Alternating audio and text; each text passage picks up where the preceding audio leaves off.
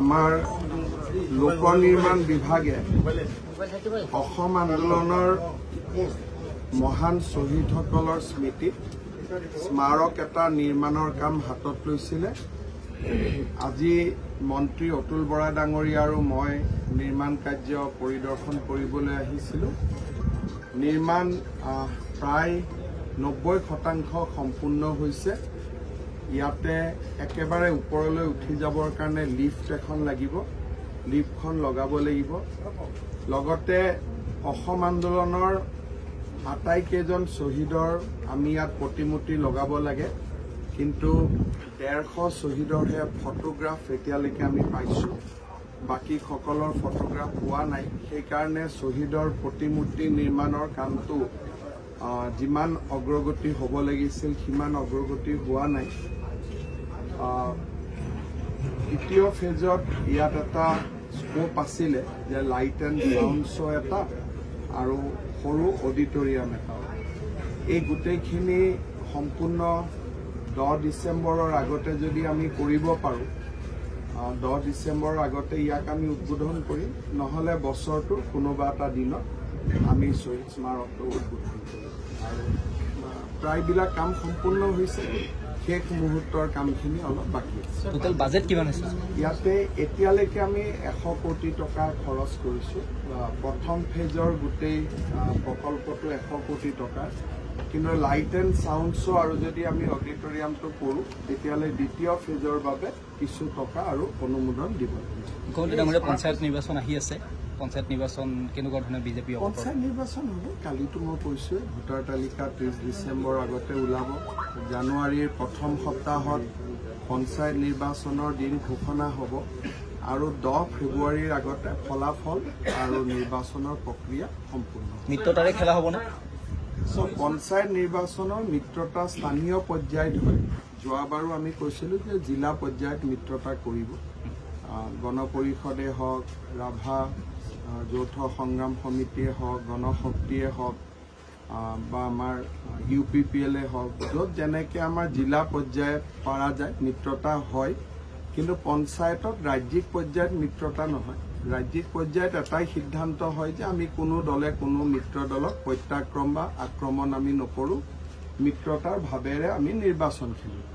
আৰু সমষ্টি পৰ্যায়ত আমি আসন ভাগ বতৰা ক'ৰবাত হ'ব, ক'ৰবাত নহ'ব, কিন্তু আমি জেনেৰেলি কওঁ যে মিত্ৰতা কৰি চলিব। কেতিয়াবা সম্পূৰ্ণ সম্ভৱ হয়, কেতিয়াবা নহয়। শ্বহীদ স্মাৰক কৰিমগঞ্জৰ নাম সলনিক লৈ পানি যথেষ্ট বিতৰ্ক হৈছে। অখিল গগৈয়ে কৈছে যে হিমন্ত বিশ্ব শৰ্মাৰ নামটোৱে সলাই দিব। মোৰ নামটো যদি ৰবীন্দ্ৰনাথ ঠাকুৰে দি থৈ গ'লহেঁতেন, বেলেগ এটা নাম মই ল'লোহেঁতেন। এইটো নামটো ৰবীন্দ্ৰনাথ ঠাকুৰে দি থৈ যোৱা, গতিকে মোৰো নামটো যদি 1919 চনত কোনোবা যদি এনেকুৱা ৰবীন্দ্ৰনাথ ঠাকুৰ বা লক্ষ্মীনাথ বেজবৰুৱাই দি থৈ গ'লহেঁতেন, তেতিয়াহ'লে মোৰো নামটো মই হাঁহি হাঁহি তেনেকুৱা নাম এটা ল'লোহেঁতেন। এনেকুৱা দিৱসক লৈ আমি এইটো কোনো কথা নাই। 10 ডিচেম্বৰ নহ'লেও 10 জানুৱাৰীতো আমি ইয়াক উদ্বোধন কৰিব পাৰোঁ, কিন্তু 2025 চনত ইয়াক আমি উদ্বোধন কৰিব পৰা পৰ্যায়লৈ আহি গ'লো। কাম প্ৰায় শেষেই হ'ল। ইয়াতে মূলতঃ এইটো হ'ল এটা স্মাৰক। ইয়াত ভিতৰত 850 জন শ্বহীদৰ ফটো প্ৰতিমূৰ্তি থাকিব। অসম আন্দোলনৰ তাতে এটা হল আছে য'ত 100খন খুব ডাঙৰ ভাল ফটোগ্ৰাফ থাকিব। এটা মেডিটেশ্যন হল থাকিব। বেচিকেলি ভিতৰত সোমালে যিটো এটা গোটেই 850, যেনেকৈ লাচিতৰ এটা প্ৰতিমূৰ্তি লাচিত বৰফুকনৰ নামত, বল্লভ ভাই পেটেলৰ এটা প্ৰতিমূৰ্তি তেখেতৰ নামত, ইয়াত যিহেতু 850 জন, সেইকাৰণে প্ৰতিমূৰ্তি বুলি ভাবক, কিন্তু প্ৰতীকী অৰ্থত 850 জনক আমি একেলগে থিয় কৰাইছোঁ। গতিকে যেতিয়া আপোনালোকে ইয়াৰ পৰা দেখা পাব, তেতিয়া 850 জন শ্বহীদৰ কল্পনা হ'ব। ভিতৰত সোমাই গ'লে ইণ্ডিভিজুৱেল ফটোগ্ৰাফবিলাক দেখা পাব। সাধাৰণতে হয় কি, এজন শ্বহীদ হ'লে তেওঁৰ প্ৰতিমূৰ্তিটো লগাই দিয়ে। ইয়াত যিহেতু শ্বহীদ এজন নহয়, গতিকে 850 জনক আমি ইয়াত সামূহিকভাৱে দেখুৱাইছোঁ।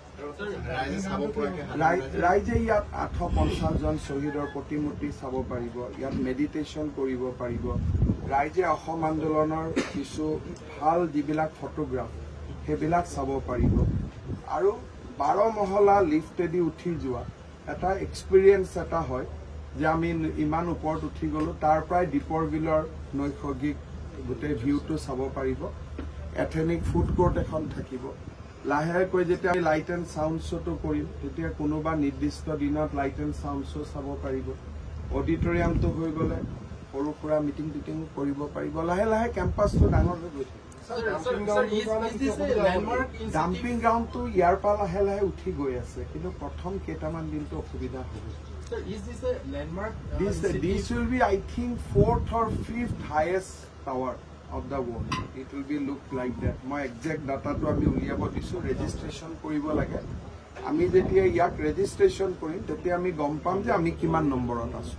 So total height to etile kiman height to total 225 foot hobo na jano 67 meter tamane 225 feet 225 feet hole apuni eneke mari dile worldot kimanta iman dangor tower ase sale iaru eta number eta ahi jabo jidinakhon ami registration korim মণিপুৰৰ পৰিস্থিতি জটিল অসমৰ মুখ্যমন্ত্ৰী মণিপুৰৰ বিষয়ে কি ক'ম আপুনি যিহেতু নেডাৰ হয় মই বৰ্তমান অসমৰ মুখ্যমন্ত্ৰী মই 3 বছৰ নেডাৰ কাম কৰাই নাই কাৰণ অসমৰ মুখ্যমন্ত্ৰীয়ে বেলেগ ৰাজ্যৰ ওপৰত কমেণ্ট দিলে তেওঁলোকেও মনত বেয়া পায় গতিকে বেলেগ ৰাজ্যৰ ওপৰত কমেণ্ট নিদিয়াই ভাল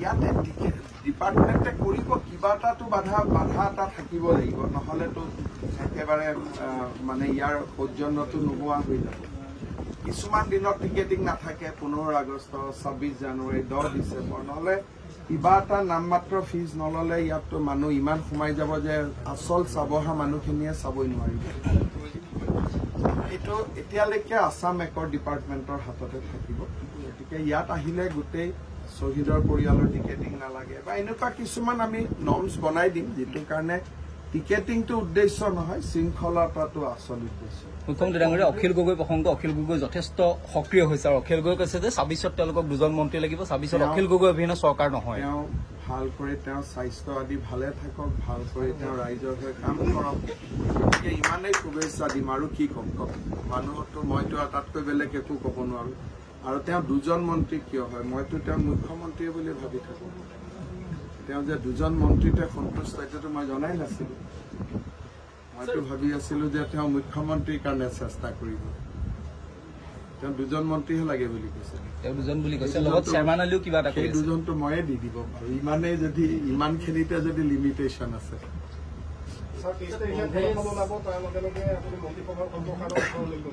হৈ যাব মন্ত্ৰীসভাৰ সম্প্ৰসাৰণ বুলি বিশেষ একো নাই বৰাক উপত্যকাৰ এজন প্ৰতিনিধি ল'ব লাগে ইমানেই কাম বহুতো কাম নাই Sir, Congress and the UDF criticized yesterday's Assam cabinet decision of renaming the foreign guns. I think they can criticize me, but why they criticize Rabindranath Tagore? The name was given by Rabindranath Tagore, not by me. So why they criticize him? They can criticize me. And in Assam, why a district should be named after an unknown person? We do not know his history and we do not know about him. So it should have been changed long back.